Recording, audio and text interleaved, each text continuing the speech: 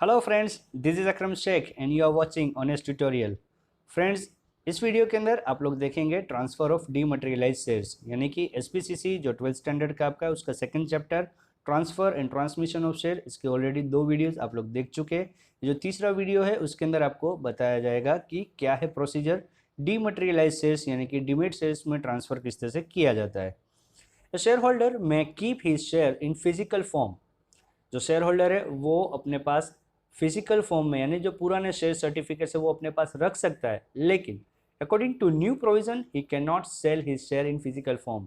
लेकिन company act के जो नए प्रोविजन आ चुके हैं उसके तहत जो है वो जो शेयर होल्डर है वो शेयर्स को फिजिकल फॉर्म में अब बेच नहीं सकता है।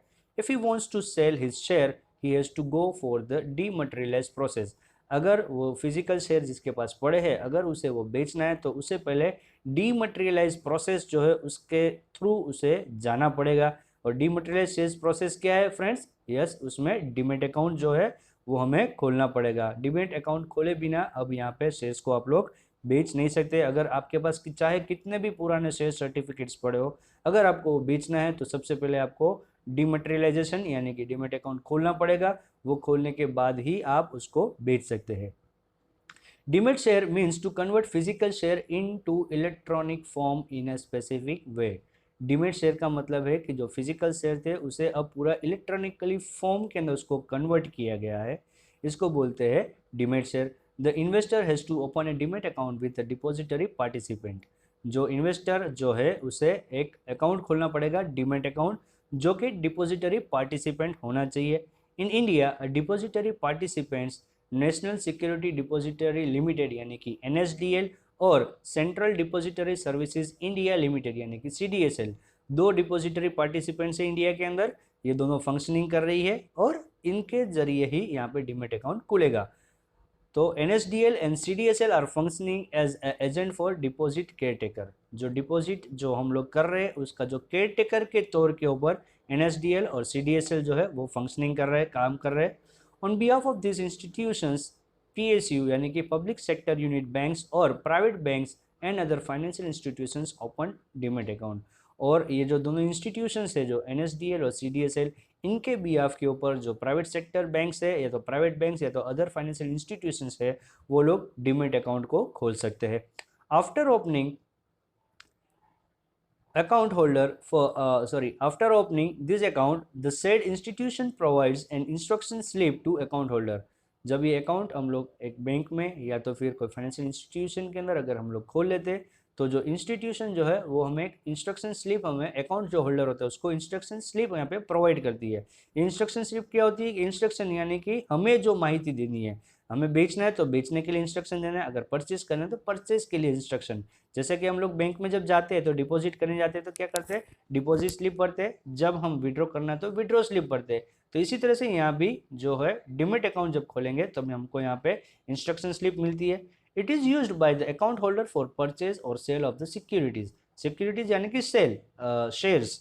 तो शेयर्स को परचेज या तो सेल करने के लिए ये जो हमें इंस्ट्रक्शन स्लिप दी गई है वो उसका इस्तेमाल हम लोग कर सकते हैं।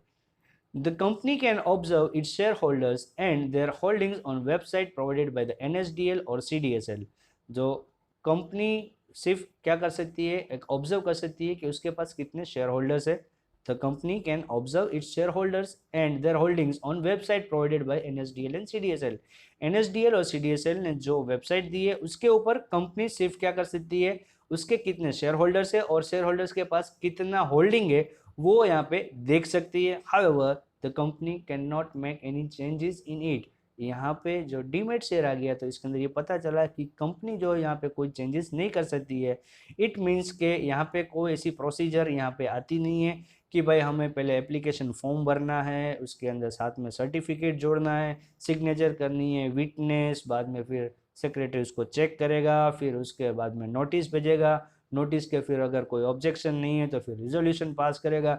ऐसी कोई प्रक्रिया डीमेट शेयर के अंदर नहीं आती है। हाँ, डीमेट शेयर के अंदर सिर्फ इतना होगा, जब आपका फुल्ली पेड अप जब आप कर दोगे तभी आपके अकाउंट के अंदर वो शेयर्स जो है वो क्रेडिट होंगे। और जब एक बार शेयर क्रेडिट हो गए तो फिर आप फ्रीली उसको ट्रांसफर कर सकते थे। As per the instruction slip broker and bank financial institution will purchase or sell the shares. Purchasing और selling process is done online on computer. यानी जो इंस्ट्रक्शन स्लिप जो बैंक या तो जो फाइनेंशियल इंस्टीट्यूशन है उसने जो प्रोवाइड की है, वो इंस्ट्रक्शन जो शेयर होल्डर है, जो जिसने डिमेट अकाउंट जिसने खुलवाया है, वो डिमेट अकाउंट होल्डर या फिर शेयर होल्डर जो है वो बैंक या तो ब्रोकर या तो फाइनेंशियल इंस्टीट्यूशन को वो इंस्ट्रक्शन स्लिप देगा, और वो इंस्ट्रक्शन स्लिप के बेसिस के ऊपर ये ब्रोकर या तो बैंक या तो फाइनेंशियल इंस्टीट्यूशन जो है वो प्रोसेस करेगी, क्या करेगी, परचेज करेगी शेयर्स को या तो सेल करेगी। और ये जो भी प्रक्रिया होगी ये सब कुछ होगा कंप्यूटराइज, यानी कि ऑनलाइन सब कुछ ये करने में आएगा। A person who wants to purchase share has to pay the price of the share and the stamp duty along with the brokerage। जो व्यक्ति यानी जो शेयर होल्डर है, अगर उसे कोई शेयर परचेज करना है तो उसे क्या करना पड़ेगा, जो शेयर की जो कीमत है, मार्केट वैल्यू जो है वो तो पे करनी है, साथ में जो शेयर की मार्केट वैल्यू के मुताबिक जो स्टैम्प ड्यूटी बनती है वो स्टैम्प ड्यूटी भी पे करनी पड़ेगी, और साथ में जो फाइनेंशियल इंस्टीट्यूशन या तो बैंक या तो जो ब्रोकर है उसको जो ब्रोकरेज देने की रहेगी वो भी साथ में उसको अमाउंट पे करनी पड़ेगी। The amount of purchase is debited from his account and purchase shares are credited into his account.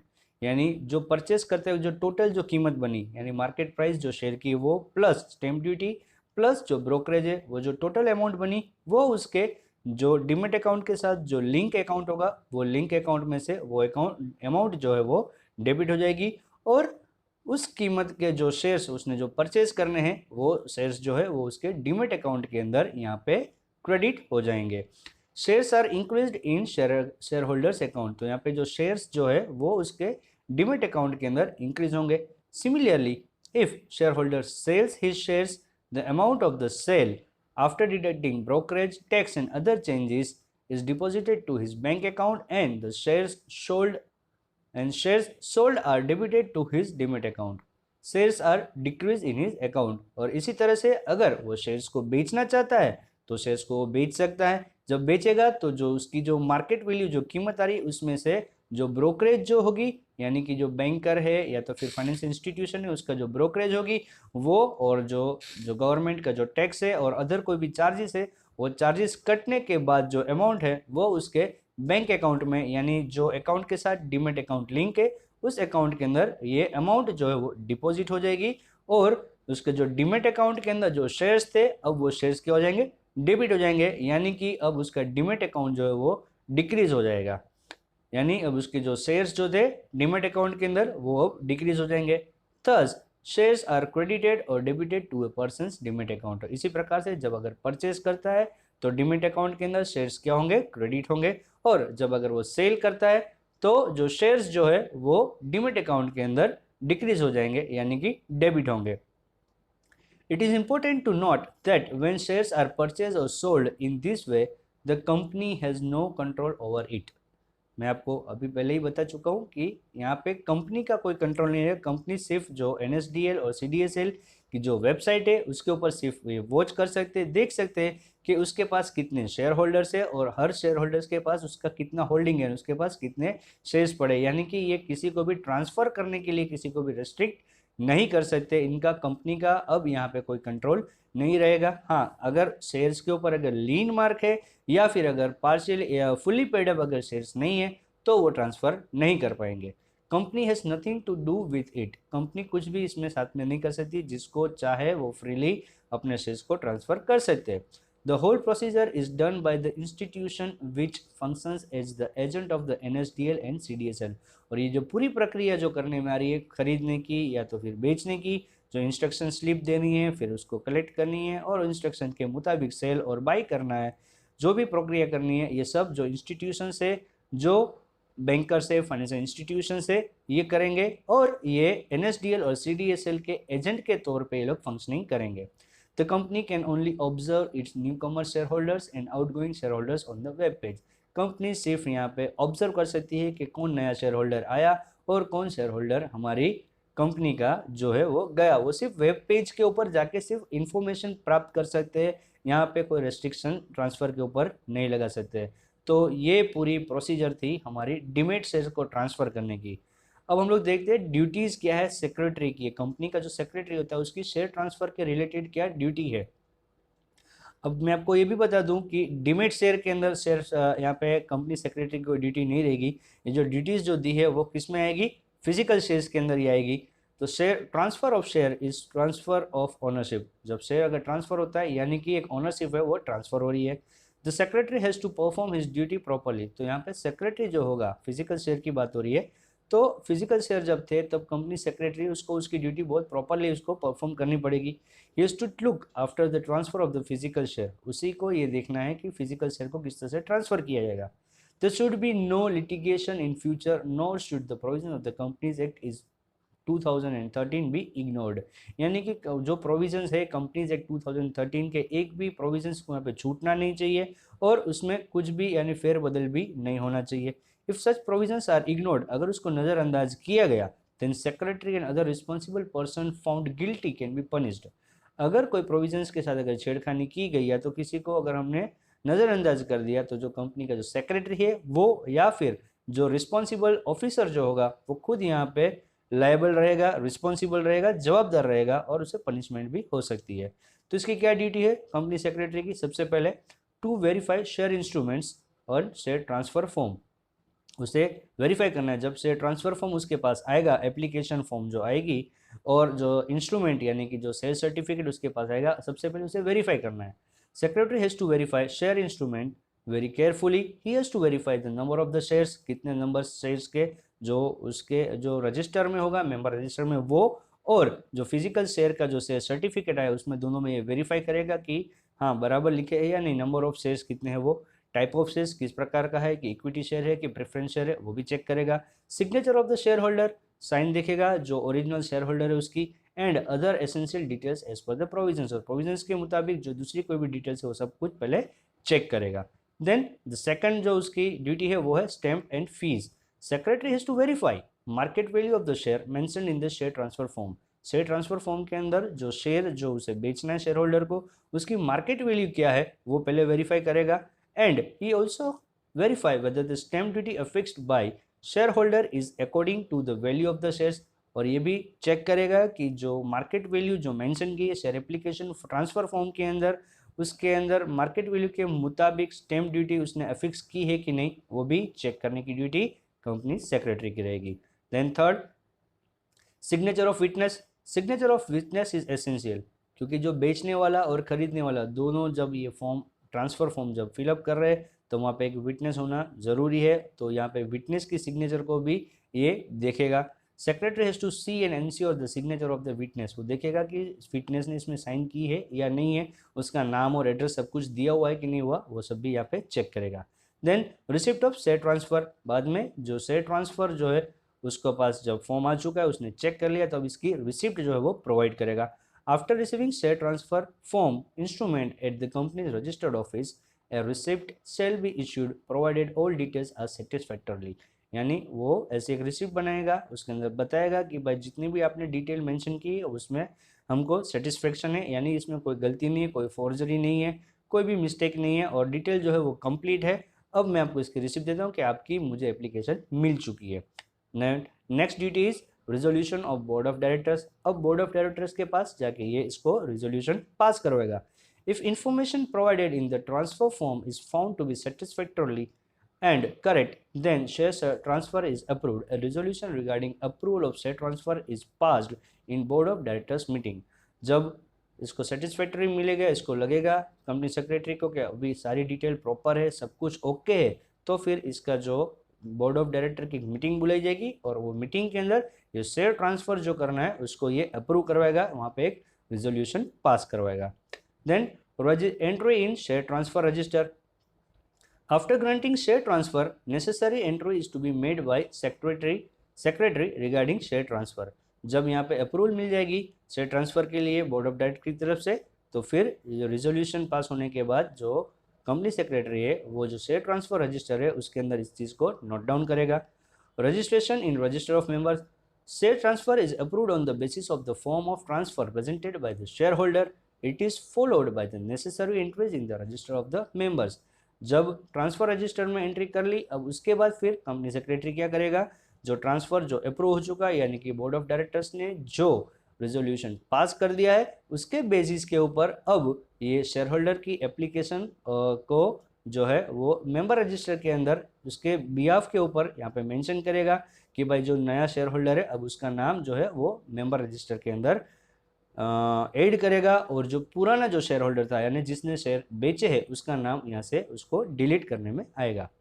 Then to issue notice regarding approval of share transfer, फिर नोटिस एक इश्यू करेगा कि भाई आपका जो शेयर ट्रांसफर है उसकी हमें अप्रूवल मिल चुकी है। After approval of share transfer notice is issued to share purchaser and share buyer, यानी शेयर परचेज करने वाले और बायर को दोनों को यहाँ पे एक नोटिस भेजी जाएगी कि भाई आपने जो एप्लीकेशन की थी अब वो बोर्ड ऑफ डायरेक्टर्स की मीटिंग के अंदर वो अप्रूव हो चुकी है यानी कि सैंक्शन हो चुकी है। To prepare share certificate after the approval of the share transfer it is a duty of secretary to prepare new share certificate for new share holder. जब ये अप्रूवल आ गया तो बाद में जो कंपनी सेक्रेटरी है उसकी ड्यूटी रहेगी कि जो नया जो शेयर ओनर जो है यानी नया जो शेयर होल्डर है उसके नाम का एक नया शेयर सर्टिफिकेट बनाया जाए। अगर पुराना शेयर सर्टिफिकेट में अगर जगह है नाम लिखने के लिए तो वो सर्टिफिकेट के पीछे की साइड पे नाम लिखेगा, और अगर जगह नहीं है तो फिर क्या करेगा यहाँ पे एक नया शेयर सर्टिफिकेट बनाएगा। Then to issue share certificate to new share holder, बाद में फिर क्या करेगा after the new share certificate is prepared new share holder is informed to collect the share certificate as per the receipt issued earlier. The share certificate can also be displayed to the address as per the receipt, यानी जब एक बार share certificate नए share holder के नाम का नया share certificate बन चुका है तो अब से जो कंपनी सेक्रेटरी जो है वो क्या करेगा जो नया शेयर होल्डर है उसे इन्फॉर्म करेगा कि आप आपका नया जो शेयर सर्टिफिकेट है वो कंपनी की रजिस्टर ऑफिस से तो कलेक्ट कर ले, या तो फिर अगर रिसिपेंट यानी कि जो नया शेयर होल्डर है अगर उसकी ऐसी कोई डिमांड थी कि वो उसके एड्रेस पे मिल जाए तो फिर जो शेयर सर्टिफिकेट है वो उसको उसके पते पे यानी उसके एड्रेस के ऊपर उसको डिस्पैच किया जाए। The observation to observe the provisions of the articles of association. The secretary has to confirm himself that no provisions of articles of association have been violated in this transfer. और ये सबसे main duty जो है वो है company secretary की कि ये हमेशा एक चीज़ को ध्यान रखेगा, उसकी कोई भी ड्यूटी है कंपनी सेक्रेटरी की तो हमेशा हमेशा जो आर्टिकल्स ऑफ एसोसिएशंस के जो प्रोविजंस है उसको वो ध्यान में रखेगा कि ये प्रोविजंस हमारे आर्टिकल ऑफ एसोसिएशन और कंपनीज एक्ट 2013 के तहत ये सब परफेक्ट है या नहीं है, यानी वो हर चीज़ को फॉलो करेगा, उसमें कोई भी वायलेट यानी कोई भी छेड़खानी उसमें नहीं करनी है। जो कोई भी प्रोविजंस दिए गए वो प्रोविजंस के मुताबिक ही ये पूरा शेयर ट्रांसफ़र का जो प्रोसीजर है वो कंप्लीट करेगा। तो ये पूरी ड्यूटीज़ जो थी वो किसकी थी हमारे कंपनी सेक्रेटरी की, लेकिन ये कंपनी सेक्रेटरी की जो ड्यूटीज़ है शेयर ट्रांसफ़र की वो किसके रिलेटेड थी, फिजिकल शेयर के रिलेटेड थी, क्योंकि जो डीमटेरियलाइजेशन हो चुका है यानी जब शेयर्स आपके डीमेट अकाउंट के अंदर यानी इलेक्ट्रॉनिकली पूरा डेटा वो ट्रांसफ़र हो चुका है तो अब यहाँ पे कंपनी सेक्रेटरी को ऐसा कुछ भी आता नहीं क्योंकि कंपनी के कंट्रोल में नहीं है अब शेयर्स को बेचना और ख़रीदना। तो आपको समझ में आया होगा कि जो ये ड्यूटीज़ थी वो किसके रिगार्डिंग होगी, सिर्फ और सिर्फ फिजिकल जो शेयर्स जो सेल करना या बेचना है उसके बारे में ही ये इसकी ड्यूटी थी। तो फ्रेंड्स उम्मीद करता हूँ कि आपको ये वीडियो अच्छा लगा होगा, और अगर अच्छा लगा है तो इसे लाइक करें और अपने फ्रेंड्स के साथ इसको शेयर करें। और अगर आपको कोई डाउट है तो आपका क्वेश्चन मुझे कमेंट के ज़रिए पूछ सकते हैं, और अगर वीडियो अच्छा लगा है तो आपके रिव्यूज़ भी मुझे कमेंट के ज़रिए भेजिए। और नेक्स्ट वीडियो के अंदर मैं आप लोगों के लिए लेके आऊँगा इसी चैप्टर का एक और पार्ट जो है हमारा ट्रांसमिशन ऑफ शेयर, यानी ट्रांसमिशन का क्या मतलब होता है और क्या उसके लिए कंपलसरी है, यानी ये क्यों कंपलसरी है लॉ के द्वारा, ये सब हम लोग अगले वीडियो के अंदर हम लोग डिस्कस करेंगे। और साथ में हम लोग डिस्कस करेंगे शेयर ट्रांसफ़र और शेयर ट्रांसमिशन, इन दोनों के बीच में क्या डिफरेंस है वो भी हम लोग डिस्कस करेंगे। Okay friends, till then take care, bye bye.